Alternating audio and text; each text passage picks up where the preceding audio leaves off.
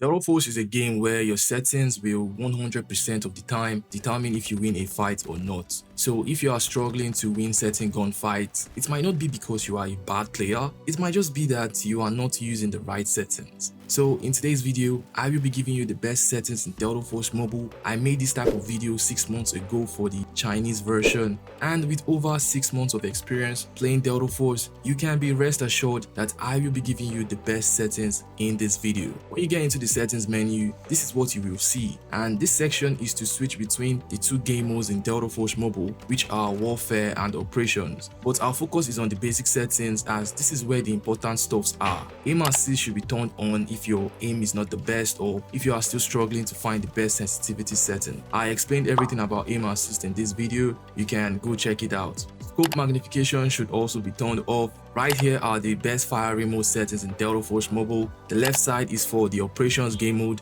and the right side is for the warfare game mode. Irrespective of the fact that both game modes are different, it is best to use the same settings in both of them so that your brain won't get confused when you play the different game modes. Quick ADS and fire should also be disabled. What quick ADS means is when you press the fire button, it will automatically ADS, and this is bad. The reason you should turn it off is you could have a gun that relies on hip fire, but if this setting is on, you will not be able to hip fire easily.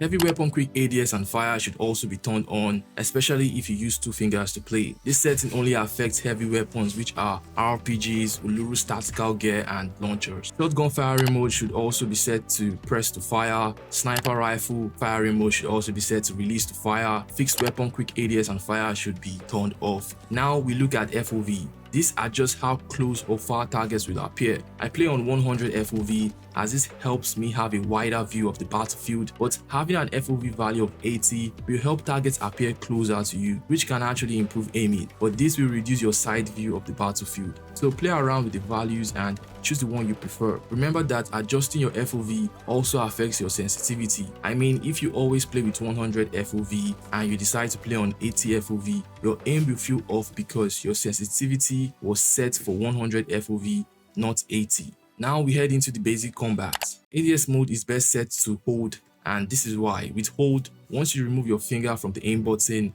you cancel the ADS animation, but with press, you get locked in the animation, and to exit it, you will have to press the aim button again. Sprint shouldn't interrupt ADS, so turn it off, but leave sprint interrupts healing on. The reason I keep this on is just in case I am healing and an enemy appears.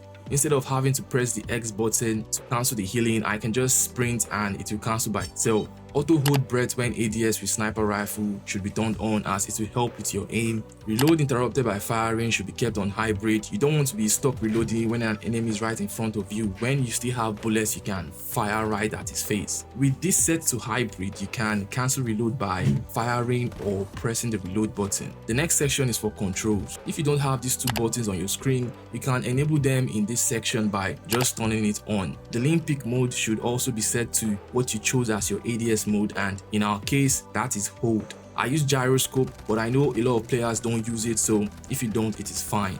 Over the months of playing Delta Force Mobile, I realized that camera turning is highly dependent on the player. So I will explain what it means, and you can decide if you want it on or off. What camera turning means is the prone button or the ADS button or most buttons in the game can affect the way you pan your camera. To pan your camera, you can just swipe across your screen, but if this setting is on, you can use the ADS button or the prone buttons or the jump button to do that, and if it is off, you won't be able to control your screen with these buttons.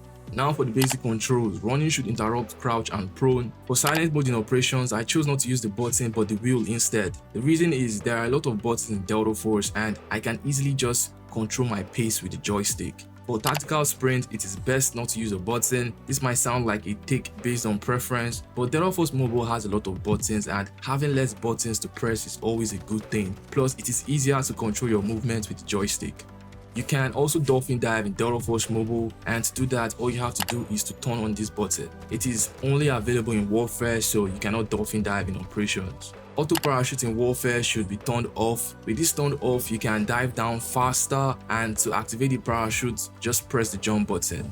For quick weapon switch, I have this turned off as I can easily swap my weapons, but if your control layout doesn't feel good, then you can turn this on. For sensitivity transition mode, I have this set to instant. It only works when you ADS, by the way. These are the important settings in Delta Force Mobile. I will make a sensitivity guide soon, so you can subscribe to the channel if you are interested in that. And with that said, I will see you guys in the next one. Soon.